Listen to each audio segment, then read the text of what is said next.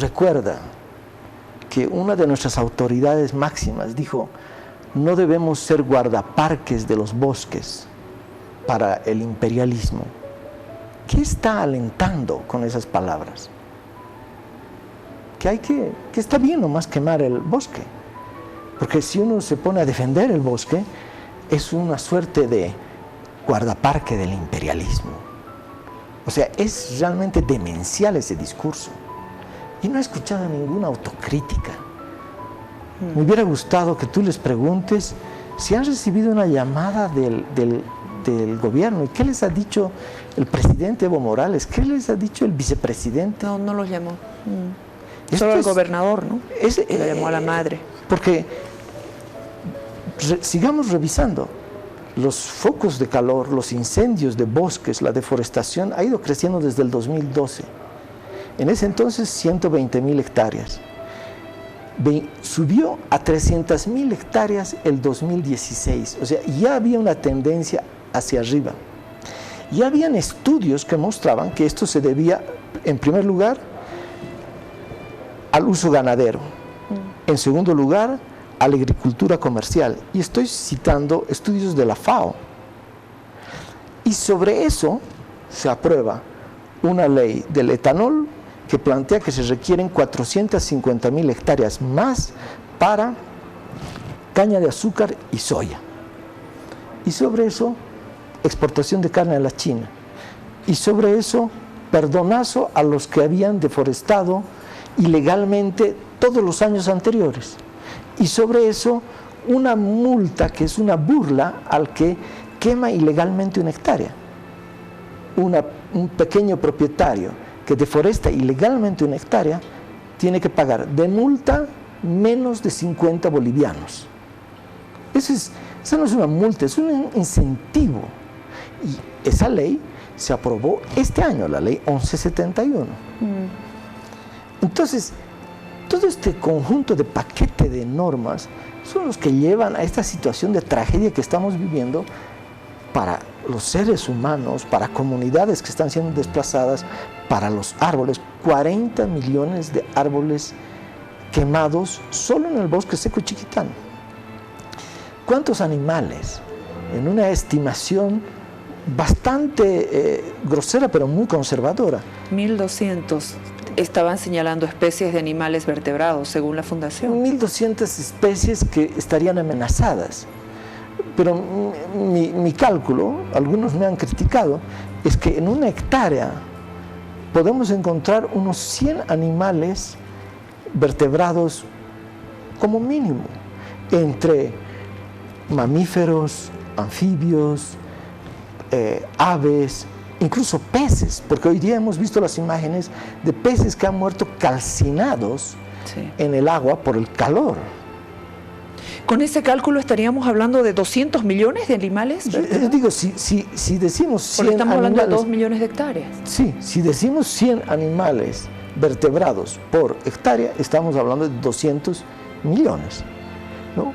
Y esto es para mostrar la magnitud, ¿no? Porque creo que tenemos que reaccionar. Esto ha sido un ecocidio, es un holocausto para la naturaleza. Y tenemos que atacar sus causas estructurales y hacer que no se vuelva a repetir. El mejor homenaje a estos 3 bomberos voluntarios, ciudadanos que han muerto, es decir, bueno, vamos a construir una Bolivia sin fuego, porque el chaqueo ya no va en épocas de cambio climático. Es demasiado el riesgo de que el fuego se expanda. Hay países en los cuales está prohibido fumar un cigarrillo en el bosque, uno va a la cárcel, porque el simple hecho de fumar un cigarrillo en un bosque genera un riesgo. Pero en nuestro caso, nosotros ampliamos. No, se puede desmontar no 5 hectáreas, sino 20 hectáreas. Entonces, obviamente, resultado de esas políticas es lo que tenemos ahora. Y a mí me preocupa que no reaccionan las autoridades.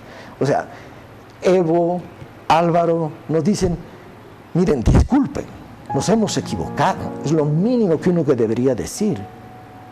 Entonces, si no hay presión de abajo, si no hay esa vigilia, si no hay movilizaciones, no van a cambiar las cosas. Van a pasar los incendios, va a llover finalmente en algunos días y volveremos a la normalidad hasta el próximo año. Los nuevos chaqueos de agosto y la nueva tragedia que se repite. Pablo, tomando en cuenta que tú manejas con la Fundación Solón cifras oficiales de la ABT, de la Autoridad de Bosques y Tierras, tú mencionabas, por ejemplo, 128.000 hectáreas el 2012, luego hablas del 2016 con 295.000 hectáreas. También has hecho un cálculo de 40 millones de árboles que habrían sido afectados porque estás calculando con los 2 millones de hectáreas que han sido afectadas. Uno puede hacer unos cálculos económicos en cuanto a la pérdida. Sin embargo, la vida tiene precios. ¿Se puede hacer un cálculo con la vida, la cantidad de especies que se han perdido? No se puede, no se puede. Debo decirte que el cálculo de los 40 millones de árboles en el bosque seco chiquitano es de la Fundación para la Protección del Bosque Seco Chiquitano. Y ellos estiman que en valor solo de la madera, sin tomar en cuenta la vida, las plantas, los animales, se ha perdido en valor de 1.140 millones de dólares. Esta cantidad... En valor de madera solo por los árboles. Solo por los árboles, 1.140 millones de dólares. Esto es mucho más que toda la exportación de soya del año pasado.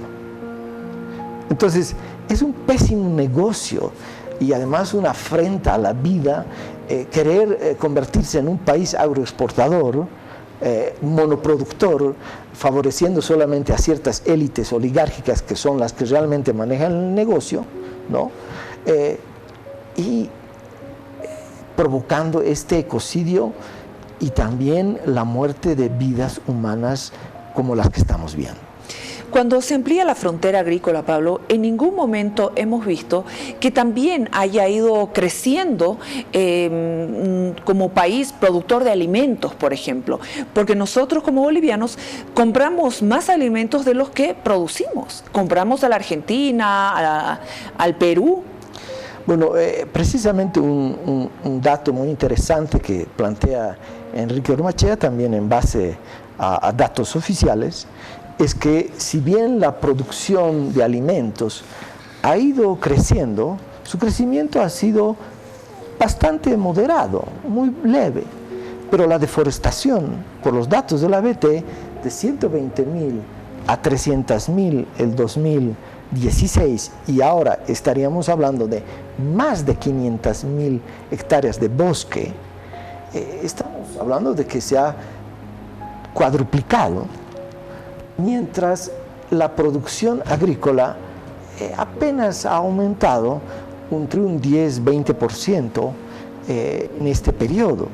Entonces, lo más grave es que se deforesta y lo que la agricultura, esta agricultura absolutamente ineficiente hace es no mantener las tierras que antes trabajaba, sino avanzar hacia nuevas tierras, siempre en busca de nuevas tierras fértiles que acaban de deforestarse, porque obviamente van a producir mejor que tierras donde ya se ha cultivado durante varios años. Pero ese modelo es insostenible actualmente, ¿no?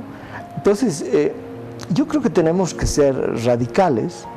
Creo que si no somos radicales ahora, no podremos ser radicales nunca más. Toda la normativa los acompaña, toda la normativa está prácticamente al servicio de esto. Toda la normativa, y lo malo es que aquí la ley del etanol se aprobó por unanimidad en el Parlamento. La ley 1171, opositores, oficialistas, todos los... Sí, sí. La ley de 1171 para el control racional de quemas, que es esta ley de las bajas multas ridículas, también por unanimidad. Entonces, los perdonazos también por unanimidad. Entonces, hay un problema en el sistema político. Es un problema del gobierno, pero el gobierno, en alianza con la oposición y en alianza con este sector agroempresarial e industrial, pues aprueban estas normas que son ecocidas. Entonces, si no hay una presión desde abajo, esto no lo vamos a cambiar. Yo estoy muy preocupado, creo que los partidos políticos, he revisado sus programas, no plantean una crítica al modelo del agronegocio, que es el que insufla esta situación. Y esto es fundamental, ¿no? Y creo que ahora hemos entrado en una fase todavía más peligrosa, porque como no se quiere mostrar dónde está el problema, entonces los del agronegocio, la oligarquía, dicen, son los colonos. Y entonces empezamos a entrar en una pelea racista, ¿no? Los colonos tienen una responsabilidad, pero el grueso de la tierra en Santa Cruz, según los propios datos del censo agropecuario, está concentrada en muy pocas manos. Entonces, ahí tenemos que ver el problema. La ganadería. La ganadería es la que más ha provocado este tipo de situaciones, según la ABT. Según los datos de la ABT, datos también que hay de la FAO, de otros estudios, la mayoría de los fuegos se producen en tierras de uso ganadero. La FAO dice es la expansión de la frontera agrícola para pastos lo que más está, para pastos, para el ganado, lo que más está provocando estas quemas. Entonces, no se trata de decir no hay que exportar carne. Podemos exportar carne, pero tenemos que exportarla con una lógica distinta, no a la China en grandes cantidades, sino carne ecológica, que causa poco daño, poco impacto a los bosques y al medio ambiente, y que uno la vende más caro a nichos en Europa, donde hay consumidores que están totalmente dispuestos a pagar más por un kilo de carne, con la seguridad de que ese kilo de carne no está provocando esta tragedia que estamos viendo. ¿Qué pasa? ¿Por qué en Bolivia las autoridades, los empresarios no aprenden de las lecciones de los vecinos? Hemos visto lo del Paraguay. El Paraguay está entre los 10 países, si no me equivoco, de mayor exportación de carne, pero vemos cómo está ese país. No solo que no aprenden, sino que ¿los traemos para que nos asesoren? Exactamente. Y los ganaderos con el gobierno han traído a los asesores del modelo paraguayo a que vengan a asesorarnos aquí a Bolivia, porque consideran que ese es el modelo que tenemos que seguir. Entonces, esta es una tragedia, ¿no? Yo creo que lo que ha ocurrido ahora no tiene nada que ver con lo que fue el planteamiento original cuando empezó el gobierno de Evo Morales. Ahí uno lee, el plan era salir del modelo del agronegocio y apostar más bien por una Bolivia ecológica. Pero ¿qué de ecológico tiene Bolivia hoy día? O sea, ¿qué? Si es lo más antiecológico que puede haber, quemar más de 2 millones de hectáreas de pastos, de bosques. ¿Cuál es la propuesta? ¿Qué se le puede decir al gobierno? Si bien no declaran desastre nacional, no piden ayuda internacional, ¿de alguna manera le llegarán las ideas sobre las propuestas para poder evitar tragedias o catástrofes como esta?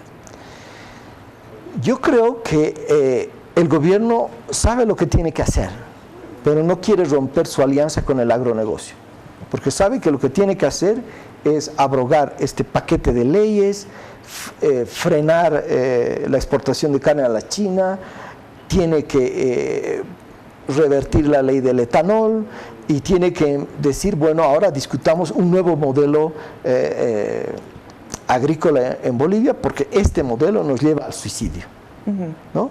Eso tiene que hacerlo, pero no lo hace. ¿Por qué? Porque tiene las elecciones, quiere ganarse la simpatía. Esto todo lo hizo por ganarse la simpatía de la oligarquía de Santa Cruz, ¿no? Ahora el gobierno maneja esto en términos político-electorales y no en términos de la vida tanto humana como de la naturaleza. Entonces tiene que haber una presión desde la sociedad, ¿no?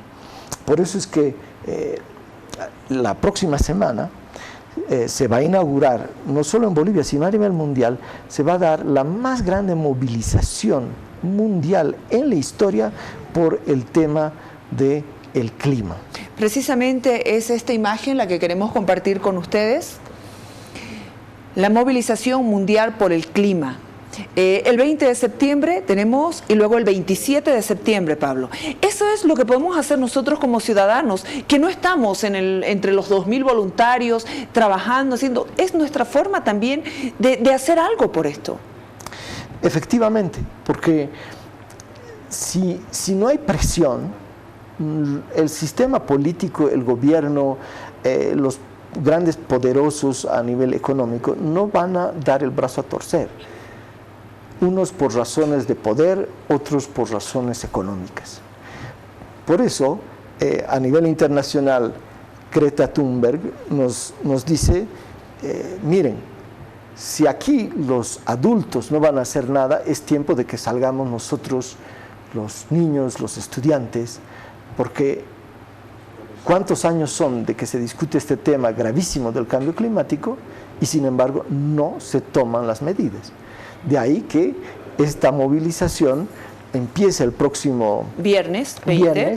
Con una sentada en las puertas de los colegios, a la salida de los colegios, con una sentada frente al Parlamento, y donde los estudiantes, los jóvenes, y todos la población que los acompañe, interpelan a este sistema. Es tiempo ya.